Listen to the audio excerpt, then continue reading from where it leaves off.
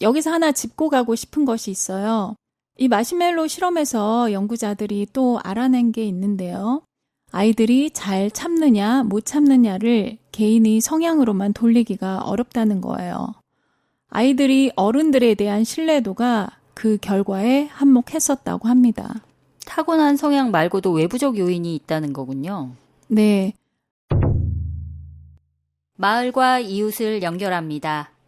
여기는 마을방송국 단팥빵입니다.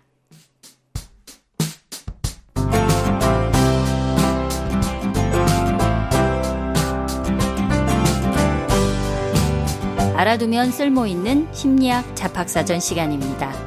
안녕하세요. 빨간사과 홍옥입니다. 오늘도 심리학 박사 신은삼 선생님과 함께합니다. 안녕하세요, 선생님. 안녕하세요. 선생님, 오랜만에 다시 봬요. 그동안 어떻게 지내셨어요? 6월 말까지 학교 일로 바빴는데 7월 들어서 좀 여유가 생겼어요. 그래서 그간 못 만났던 친구들도 만나고 문화생활도 즐겼습니다. 홍옥님은 어떻게 지내셨어요?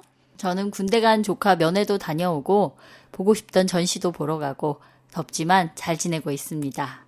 선생님, 오늘 녹음이 벌써 4번째 시간이에요. 시간이 참 빠르게 지나가는데요. 방송을 처음 듣는 분들을 위해 선생님 소개를 다시 한번 부탁드려 볼까요? 저는 심리학자입니다. 세부 전공으로 인지신경과학을 공부했어요. 연세대학교 심리학과를 졸업했고 미국 일리노이 대학교에서 심리학 박사를 받았습니다. 그 후에 미주리 대학교에서 박사후 과정을 거쳤고 귀국해서 연세대학교에서 강의를 하고 있습니다. 지금은 성신여자대학교에서도 학생들을 가르치고 있고요. 귀국 후에 연구에 집중하다가 지금은 가르치는 일에 더 집중을 하고 있습니다. 최근에는 여기 고소한 목요일을 통해서 학생이 아닌 일반인 여러분에게 심리학 이야기를 들려드리고 있네요. 학생들이 저를 교수님이라고 부르지만 저는 신교수, 신박사라는 호칭보다는 선생님이라는 호칭을 훨씬 좋아합니다. 그냥 선생님이라고 불러주세요. 네, 오늘은 어떤 얘기 들려주실 건가요? 4번째 오늘 들려드릴 이야기는요. 자기 통제 혹은 자기 조절에 대한 이야기입니다. 자기 통제와 관련된 심리학적 이론들을 일상생활에서 발생하는 일들을 가지고 풀어보려고 합니다. 부디 재밌게 들어주세요. 네, 그럼요. 전 준비됐습니다. 그럼 참는다 혹은 인내한다 라는 말에서 시작해 볼까요? 원하는 것이나 목표하는 게 있는데 그걸 바로 얻거나 실행할 수 없을 때 우리는 참거나 인내합니다. 홍옥님, 참는 경우들 어떤 경우가 있을까요? 일단 먹거나 자는 욕구를 참는 생리적인 부분이 있지 않을까요? 그렇죠. 식욕이나 수면욕 같은 것은 본능적이고 즉각적인 만족을 필요로 하는데 상황이 여의치 않다면 참아야겠죠? 또 놀고 싶지만 일을 해야 하는 경우도 있겠고 누군가에게 사랑받거나 인정받고 싶어서 내가 하고 싶은 걸 참는 경우도 있겠네요. 놀고 싶은 것을 참기도 참 쉽지가 않죠. 또 사랑과 인정을 추구하는 것도 우리의 자연스러운 욕구인데 이것 역시 원한다고 바로 얻을 수는 없는 경우가 많죠. 이렇게 본능적이고도 즉각적인 경우부터 사회적이거나 미래지향적인 경우까지 정말 우리 삶 곳곳이 현장에서 참아야 할 때가 참 많습니다. 잘 참고 인내하기 위해서는 어떻게 해야 할까요? 스스로의 행동을 잘 통제할 수 있는 자기 통제 또는 자기 조절 능력을 잘 갖추어야 합니다. 이것이 바로 오늘의 주제입니다. 흥미로운 얘기가 되겠네요. 자기 통제를 하면 어떤 목표가 있고 그것을 달성하기 위해서 생각이나 정서, 행동을 삼가하는 것을 말합니다. 대학 입시를 앞두고 자기 욕망을 억누르면서 공부에 매진하는 수험생들이 우리나라에서는 아마 대표적인 예가 되지 않을까 싶습니다. 이러한 자기 통제와 관련해서 유명한 실험이 있어요. 혹시 마시멜로 실험이라고 들어보신 적이 있나요? 네, 들어본 적 있어요. 학교에서도 배웠었고 종종 TV 프로그램에서도 비슷한 실험을 하는 걸 본 적이 있습니다. 그만큼 유명한 실험입니다만 간단히 설명드릴게요. 월터 미셸이라는 심리학자가 그의 동료들과 1970년대 초반에 진행했던 실험이에요. 이 실험은 4살 정도의 어린 아이들을 대상으로 실시되었습니다. 이 아이들이 먹고 싶은 마시멜로 하나를 눈앞에 두고 하나를 더 먹기 위해서 15분 동안 기다리느냐, 기다리지 못하느냐를 관찰했던 연구예요. 이 연구가 오늘날 많은 이들에게 회자되고 있는데요. 그 이유 중 하나는 효과적인 자기 통제 방법을 알려주었기 때문이에요. 저는 하나를 더 먹기 위해 15분간 참았던 아이들이 참지 못한 아이들보다 성인이 됐을 때 더 성공 어느 정도 했다는 얘기는 알고 있었는데 그 15분을 참을 수 있던 방법이 있다는 얘기는 처음 들었어요. 네, 이 부분은 상대적으로 강조가 덜 된 것 같아요. 15분 동안 잘 참았던 아이들이 사용했던 방법은 바로 주의 돌리기였어요. 쳐다보면 먹고 싶으니까 손으로 눈을 가리거나 시선을 돌리거나 아니면 딴짓을 하면서 그 15분이라는 기나긴 시간을 참았습니다. 마시멜로우를 계속 쳐다보고 있던 아이들은 15분을 기다리지 못하고 결국 집어먹게 된 경우가 많았어요. 그랬던 것 같아요. TV 프로그램에서 초콜릿으로 실험을 한 걸 본 적이 있는데 아이가 다른 곳에 시선을 둔다는 얘기를 진행자가 했던 것 같아요. 저는 그저 아이가 참을성이 많아서 15분을 잘 견뎠다고 생각했는데 주의를 다른 곳으로 돌렸기 때문에 잘 참을 수 있었던 거군요. 가르쳐주지 않아도 스스로 관심을 다른 곳으로 돌렸다는 게 저는 대단해 보이는데요. 그렇게 느껴지시는군요. 이 연구가 유명한 또 다른 이유는 홍옥님이 조금 전에 말씀하셨던 것처럼 실험에 참여했던 아이들을 10년, 20년, 30년, 40년까지 성인이 된 이후에도 계속 추적했다는 것이에요. 정말 오랜 기간 추적 연구를 했군요. 대단한데요. 맞습니다. 이렇게 오랫동안 주기적으로 참가자들을 따라서 추적 연구를 하기가 정말 쉽지 않거든요. 이렇게 긴 세월을 두고 관찰해 보니 어렸을 때 보였던 그 자기만족 지연 능력이 훗날 살아가는 모습까지 예측할 수 있더라는 거예요. 15분 동안 참아서 2개의 마시멜로우를 먹었던 아이들이 참지 못했던 아이들보다 학교 성적과 대학 입시 성적이 좋았고 비만 확률이 적었고 좌절이나 스트레스에 대해 더 잘 대처했고 사회적 인지적 측면에서도 유능함을 보였다고 합니다. 이 연구 이야기를 들으니 어떤 생각이 드세요? 될성 부른 나무는 떡잎부터 다르다? 이런 속담이 떠오르는데요. 결국 자기 통제를 잘하는 사람이 성공할 확률이 크다는 얘기겠죠? 될성 부른 나무라, 아이들이 어떻게 해서 될성 부른 나무가 되는가에 대해서는 조금 후 이야기해 드리겠습니다. 글쎄요, 성공이라는 말보다는 자기 실현이라는 심리학적 용어를 쓰고 싶네요. 그 말이 더 좋네요. 네. 40년 후에 진행된 연구에서도 4살 때 참가자들이 보였던 행동과 비슷한 패턴이 발견되었는데요. 근데 이 연구에서 그 행동 패턴이라는 게 구체적으로 무엇인지가 명확해졌습니다. 그게 뭘까요?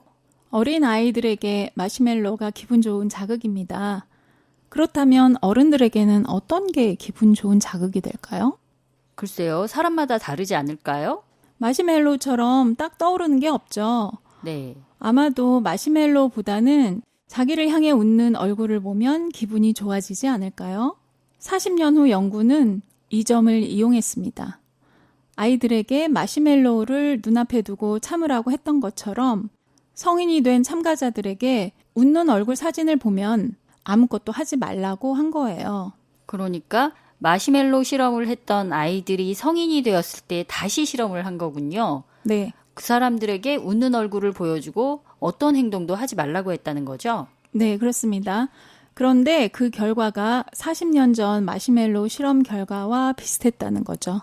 어렸을 때 잘 참았던 아이들은 성인이 되어서도 잘 참았고 잘 참지 못했던 아이들은 성인이 되어서도 잘 참지 못했습니다. 한편 웃는 얼굴 말고도 무표정한 얼굴 사진을 이용해서 잘 참았던 집단과 그렇지 않았던 집단을 비교했어요. 이 경우 두 집단 간에 차이가 없었습니다. 그러니까 무표정한 얼굴을 보면 잘 참지 못하던 집단도 잘 참더라는 거예요. 무표정한 얼굴을 보여줬을 때는 모두 잘 참았고 웃는 표정을 보여줬을 때는 마시멜로우 실험과 결과가 똑같았다는 거죠? 네. 이 결과가 의미하는 것은 잘 참는 사람과 못 참는 사람의 차이가 기분 좋게 하는 자극에 대해서만 일어난다는 거예요. 그러니까 못 참는 사람들이 모든 것에 충동적으로 반응한다는 것은 아니라는 거죠. 아, 그렇군요. 중요한 점을 짚어준 연구네요.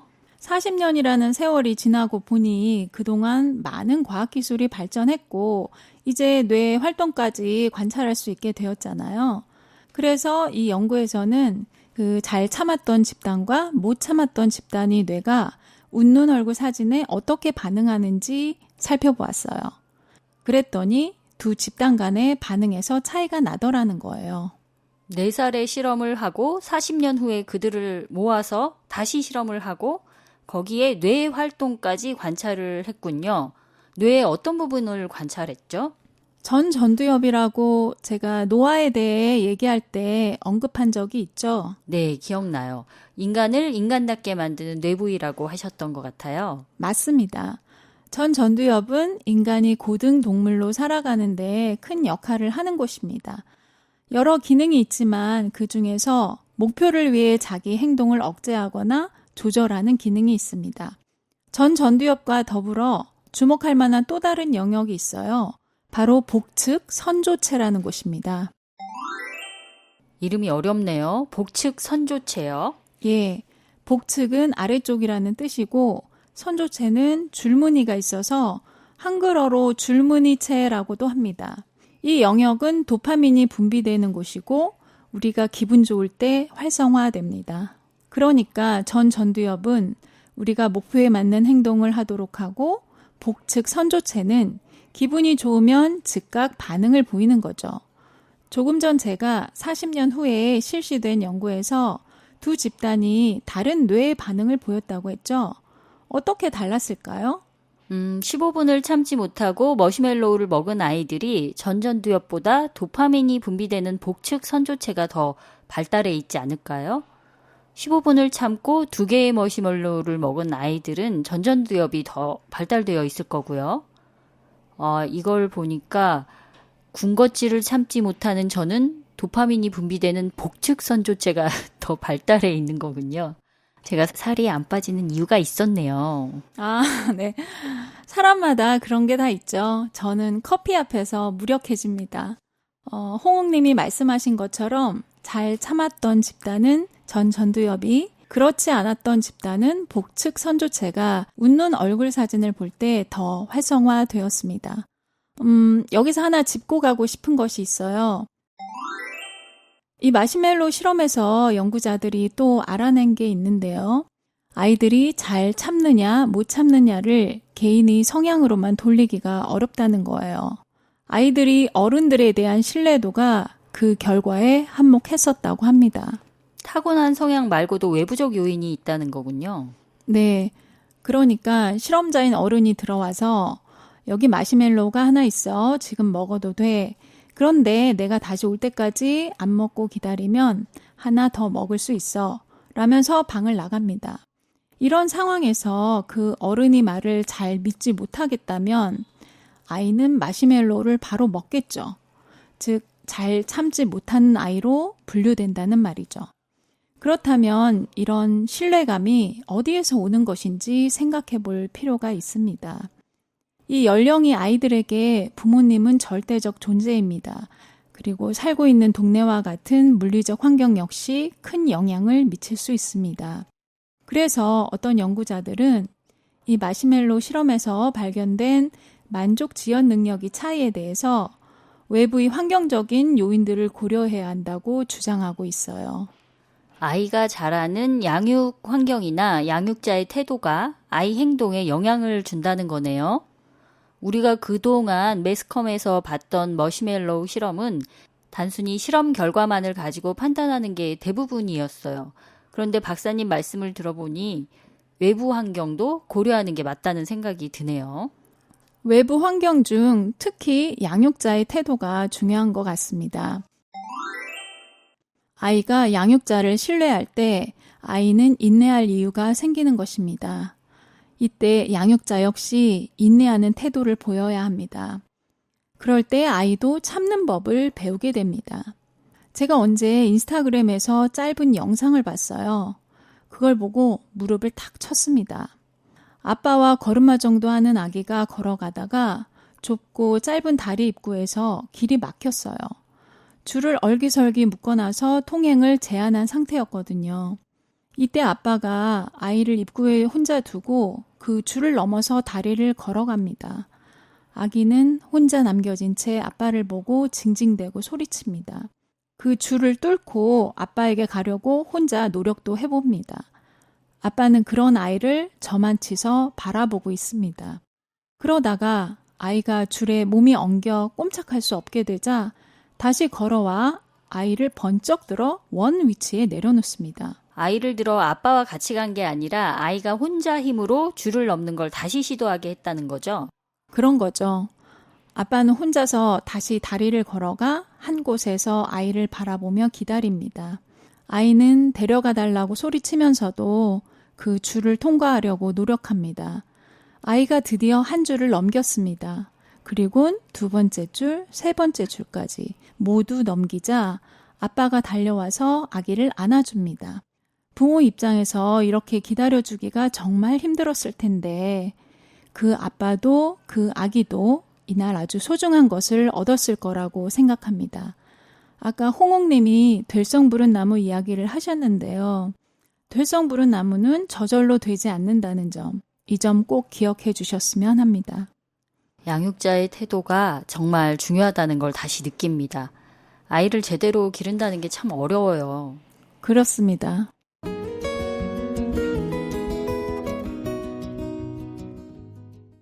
오늘 이야기는 두 편으로 나누어서 방송될 예정입니다. 선생님, 오늘 내용 정리해 주시고 다음 편에서는 어떤 이야기를 해 주실지 말씀해 주시겠어요?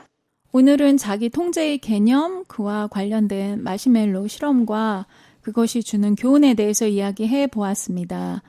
다음 시간에도 자기 통제에 대한 것으로 프로이트가 말한 성격의 구조, 그리고 자아 고갈과 결정 피로에 대해서 이야기를 들려드리겠습니다.